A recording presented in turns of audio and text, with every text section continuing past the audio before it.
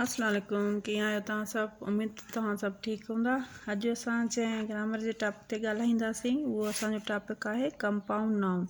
Compound noun यानी हिकु या हिक खां वधीक लफ़्ज़ मिली करे जेको नाउन ठाहिनि उनखे असां कंपाउंड नाउन चवंदा आहियूं। कंपाउंड नाउन, ठीकु आहे। हाणे कंपाउंड नाउन हिकु या हिक खां वधीक वर्ड मिली करे हिकिड़ो लफ़्ज़ ठाहिनि था उनखे असां कंपाउंड नाउन चवंदा आहियूं। जीअं एग्ज़ाम्पल था असां वठूं, ब्रदर, ब्रदर इन लॉ। हाणे इहे छा आहे, ही लफ़्ज़ त हिकु आहे पर इहो घणनि हिसनि ते मुश्तमिल आहे, उहो 3 हिसनि ते मुश्तमिल आहे। ब्रदर इन लॉ ही बेसिकली हिकिड़ो ई लफ़्ज़ आहे पर हिन में छा आहिनि, 3 वर्ड मिलियल आहिनि जेको हिकिड़ो लफ़्ज़ था ठाहिनि, brother in law.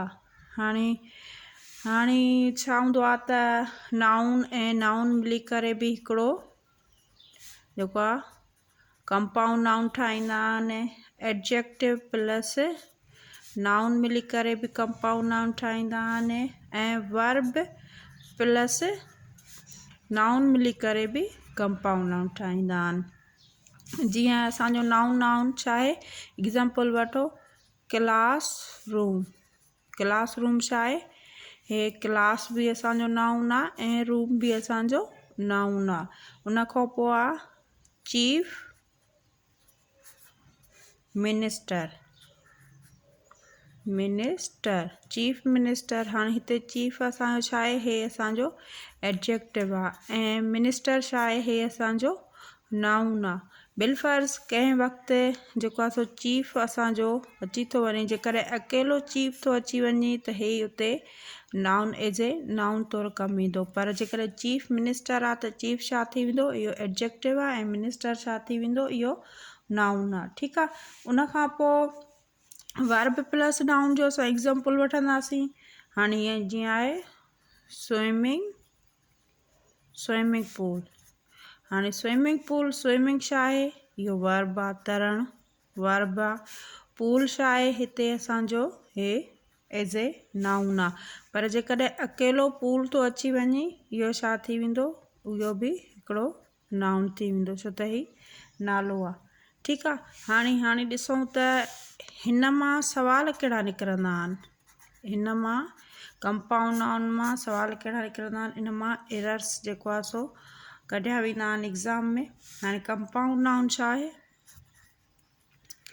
Compound noun basically इहो छा आहे, सिंगुलर ऐं प्लूरल हूंदो आहे। सिंगुलर प्लस प्लूरल हूंदो आहे। हाणे सिंगुलर प्लूरल में असां पहिरियां छा, हिन में असांखे ॾिसणो हूंदो आहे, पहिरियां ॾिसणो हूंदो आहे कंपाउंड नाउन में त हिन जो मेन वर्ड कहिड़ो आहे या रूट वर्ड कहिड़ो आहे। जीअं असां एग्ज़ाम्पल वरितोसीं मदर इन लॉ।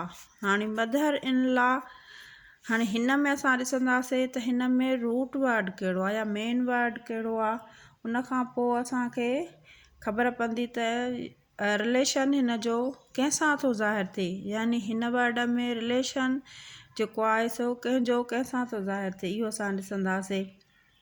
हाणे असांजो हिन में छा आहे, हे मदर हिते जेको आहे सो इन लॉ त रूट वर्ड नथो थी सघे, इन करे मदर छा आहे हिन में जेको आहे सो रूट वर्ड आहे।